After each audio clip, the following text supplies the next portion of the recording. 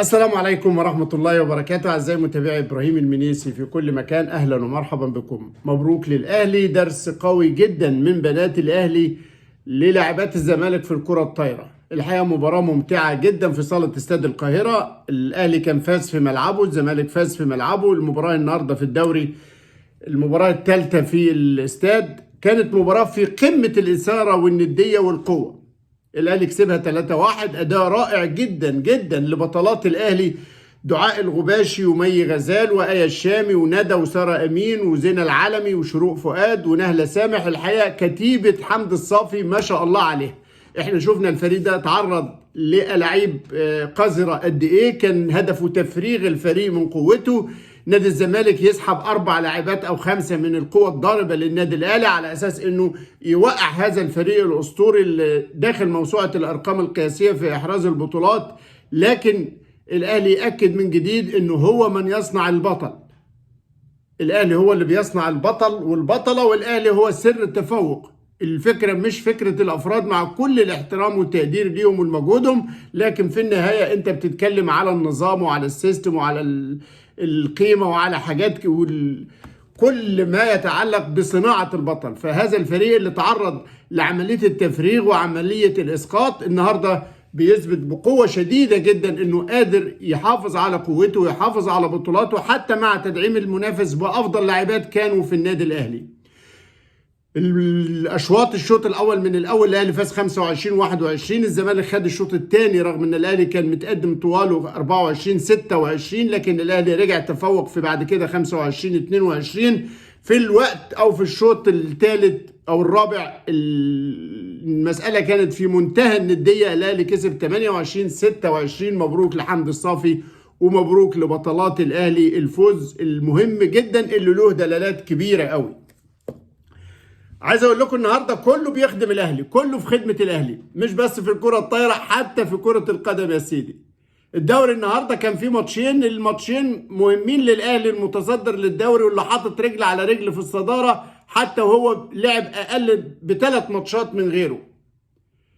الزمالك بيتعادل مع بيراميدز وفيوتشر بيتعادل مع الاسماعيلي عشان يبقى الترتيب قبل ما الاهلي له 3 مؤجلات. الاهلي لعب 17 مباراه لكن غيره لعب 20. الاهلي عنده 41 نقطه، بيراميدز عنده 39 وفيوتشر برضه 39. الاتحاد السكندري اللي عامل موسم هايل جدا لغايه دلوقتي 36 نقطه، والزمالك 33 بيقل عن المقاولين بنقطه واحده. المقاولين السادس ب 32 نقطه واقل من الزمالك بمباراه، او اقل من بقيه المنافسين بمباراه. ده وضعيه الدوري. الناس قلبت الدنيا وعملت واوا لما الاهلي تعادل مع الداخليه. ادائنا كان وحش جدا، فرطنا في المكسب، ضيعنا المساله.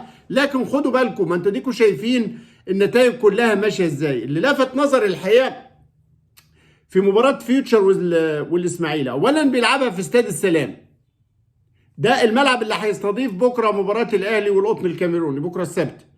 لائحة البطولة، لائحة دوري أبطال أفريقيا، إنه الملعب المستخدم في مباراة لدوري أبطال أفريقيا ممنوع يتلعب عليه قبل 72 ساعة من المباراة. فلصالح مين إن إحنا بنخرق النظام ونبوظ أرضية الملعب ومش فارق معانا إن الأهلي هيلعب عليه؟ ده لائحة البطولة. أنتوا ممكن كده بسهولة تتعرضوا لمشاكل مع الاتحاد الأفريقي. الاتحاد الأفريقي بيحافظ على الملاعب بتاعة البطولة، فأنت يعني قبلها مش ب 72 ساعة، قبلها ب 24 ساعة بتلعب عليه مباراة. والغريب بقى والعجيب ان انت طيب فيوتشر بيتعادل مع الاسماعيلي 0-0، الاهلي ماله؟ شويه الجماهير اللي جايه ورا الاسماعيلي للقاهره بتشاغب وتهتف ضد الاهلي ليه؟ بتكسر وتعمل شغب ليه؟ الاهلي ماله؟ ايه علاقته؟ حاجه غريبه بجد بجد. وبعد كده يقول لك الاهلي ليه ما بيروحش الاسماعيليه؟ ده انت جاي القاهره يا راجل، ومش جاي مؤدب، ومش جاي بتحترم الملعب وبتحترم الرياضه وبتحترم النظام. لسه تقول لي الاهلي ما بيروحش الاسماعيليه ليه؟ حاجه غريبه جدا. هننتظر عموما، لانه الحكم المفروض دون كل حاجه والمراقب دون كل حاجه لما هنشوف، لانه الاسماعيلي الحقيقه مش ناقصه. الاسماعيلي يا جماعه في فرق المؤخره، الاسماعيلي عنده 15 نقطه زيه زي حرس الحدود، يمكن البنك الاهلي الاخير ب 14 نقطه، يعني بينه وبين ديل الجدول نقطه واحده. وكلنا بنتمنى له انه يفوق من العثره بتاعته ويتحرك ويتقدم ويقعد ان شاء الله. لكن بالشكل ده الاهلي ماله؟ لا لا، قدم لكم كل المساعدات وقدم لكم كل الاستعدادات انه يدي للاسماعيلي اي لعيب عايزه، والكابتن الخطيب مدي كارت بلانش للكابتن علي ابو جريشه، اللي انت عايزه من لعيبه تفوضها وتتفق معاها تحت امرك، والاهلي مش عايز حاجه. فالامتى الكلام ده بجد؟ هنشوف الحكام هيكتبوا ايه. وبمناسبه ده الحكام واللي هيكتبوه، اهتميت اعرف الكابتن محمد معروف اللي ادار مباراه الاهلي والداخليه كتب ايه عن الكابتن سيد عبد الحفيظ. فعرفت ان تقرير محمد معروف عن المباراه ما فيهوش اي ادانه او اي اساءه او اي تجاوز حصل من الكابتن سيد عبد الحفيظ.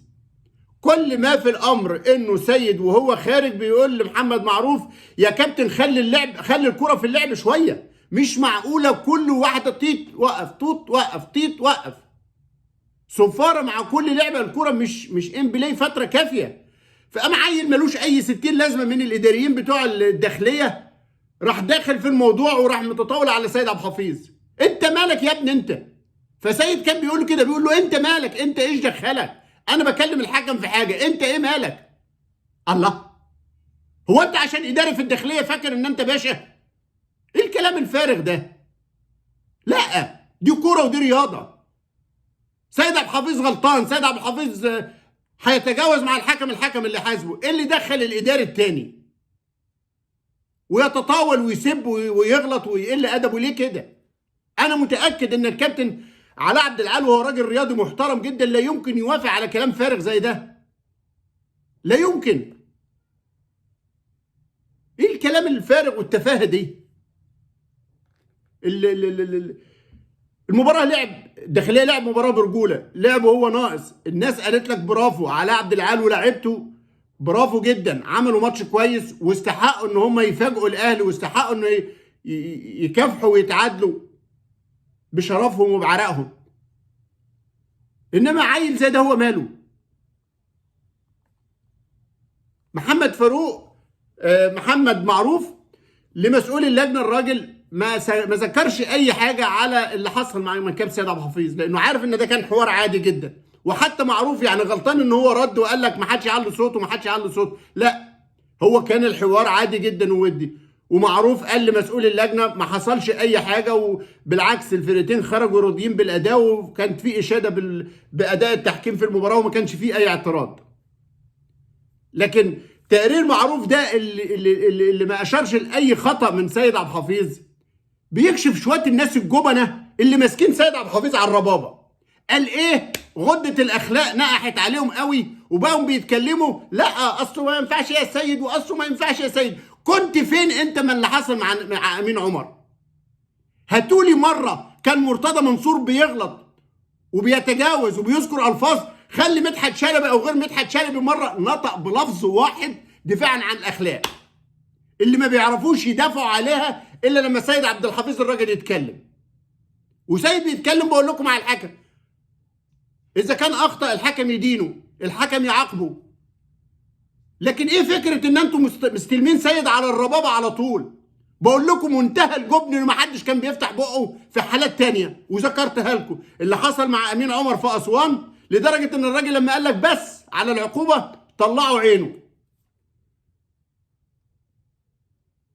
ما هو يا اما تبقوا رجاله وجدعان وشجعان وتدينوا الكل وتلوموا الكل وتحافظوا على الاخلاق والناس شاهده عليكم، يا اما يكفيكوا حاله الجبن اللي انتوا فيها. اوعى تكونوا فاكرين ان سيد عبد الحفيظ ظهره مكشوف، او ان انتوا علشان مرتضى منصور كل شويه كان يتجاوز في حق سيد فبقى سيد مستباح لاي حد يغلط فيه. كابتن سيد عبد الحفيظ مدير الكره في النادي الاهلي، يغلط الحكم يحاسبه، يغلط في لجان تحاسبه زيه زي غيره. لكن وانتوا بتحاسبوا سيد وانتوا بتقطعوا فيه، خدوا بالكم ان انتوا كنتوا جبنة قوي قوي قوي قبل كده. اتمنى انك انتوا تاخدوا بالكم ان الناس كشفاكم وكشفاكم وفرزاكم كويس قوي الحقيقه. النهارده فريق تونس، منتخب تونس للشباب وصل لكأس العالم. تألق محمد الضوي كريستو لاعب النادي الاهلي وراح بفرقته الى كأس العالم في اندونيسيا في مايو اللي جاي. اكمل الرباعيه كده كسبوا الكونغو الديمقراطيه بركلات الترجيح بعد ما المباراه خلصت 3-3. اتأهل ايضا مع السنغال ونيجيريا وجامبيا وتونس. السنغال ونيجيريا من مجموعه مصر، وجامبيا وتونس كانوا في مجموعه واحده. الاربع فرق او الاربع منتخبات هم اللي صعدوا لكأس العالم للشباب في اندونيسيا. ده كريستو له دور كبير مع الفرقه. بمجرد ما هيخلص منه هو كده راحوا على الدور قبل النهائي. بمجرد ما هينتهي منها هيدعم صفوف الاهلي، وان شاء الله يتمكن من السفر مع الفريق ان شاء الله الى بريتوريا والكاميرون، لان الاثنين هيبقوا في سفريه واحده بعد الانتهاء من مباراه المقاولين يوم 7 ان شاء الله. عايز اقول لكم انه مستر مارسيل كولر النهارده في المؤتمر الصحفي الاجتماع الفني خلاص اتفق الاهلي هيلعب بالفانيلا الحمراء والشورت الابيض والشراب الاحمر الزي التقليدي بتاعه، والقطن الكاميروني بكره هيلعب باللون الاخضر الكامل. اللون الاخضر الكامل وده لون زراعه القطن طبعا. عايز اقول لكم انه كولر الراجل في المؤتمر الصحفي قال لك عندنا اصابات، عندنا غيابات، لكن عندنا ثقه في لاعيبتنا. احنا عندنا قايمه كبيره وعندنا لعيبه كويسه، وكل لعيب موجود في القايمه هو لعيب مؤهل انه يمثل النادي الاهلي ويلعب بفانيله النادي الاهلي، وده كلام محترم جدا منه.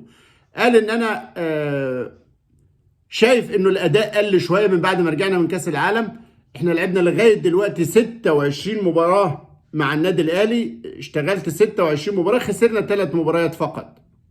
2 منهم كانوا في كاس العالم من ريال مدريد وفلامينجو، ومباراه كانت من القطن الكاميروني من الهلال السوداني.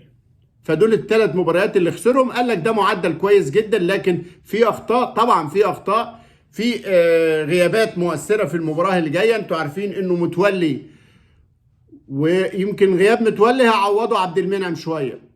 يرجع عبد المنعم مع ياسر ابراهيم، وموجود رامي ربيعه. والراجل ضد انك انت تقيم رامي ربيعه على كوره او غيره، وشايف انه الاخطاء الفرديه لا، هي المنظومه كلها بتبقى مسؤوله عن اي خطا.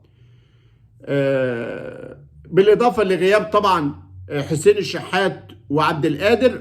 بيرجع برونو سافيو بحاله كويسه جدا، وبيرجع كمان بيغيب كمان كهربا حتى الان يمكن الجهاز ما بيفضلش يدفع بيه. هيريح على اساس يكمل علاجه ويكون جاهز للسفر مع الفريق ان شاء الله تعالى لرحله بريتوريا. عايز اقول لكم انه ايمن اشرف كمان الراجل اتكلم عليه وقال لك ايمن كان مصاب. خدوا بالكم حاجه، علشان برضو ايمن لعيب محترم جدا ولاعيب كبير، بس هو ظروف الاصابه بتاعته كان عنده مشاكل في الركبه، والاهلي كان سفره للخارج وراح عمل عمليه تنظيف للركبه، فالحاله الصحيه بتاعته ما هياش احسن حاجه. فالراجل ما هوش متجني عليه، لكن لما يكون جاهز باذن الله تعالى ياخد فرصته. وان كانت انتوا عارفين الاصابات في مستوى الركبه لما بتطول بتبقى رخمه شويه. الفريق بيكمل كل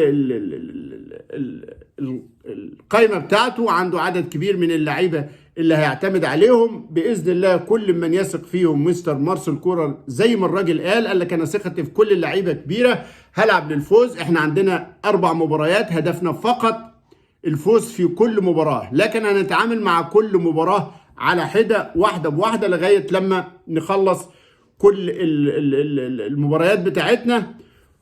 واتكلم برضو على الظروف اللي الفريق فيها حاليا، وقال لك خلاص انا بالنسبه لي ما عنديش هدف الا المكسب مهما كانت المساله ومهما كان المنافس. خلاص هو ده الهدف الرئيسي اللي انا هلعب عليه ان شاء الله. كل التوفيق بمزيد من التركيز للفريق علشان يسعد جماهيره الكبيره ان شاء الله. شكرا جزيلا لحضراتكم على طيب المتابعه.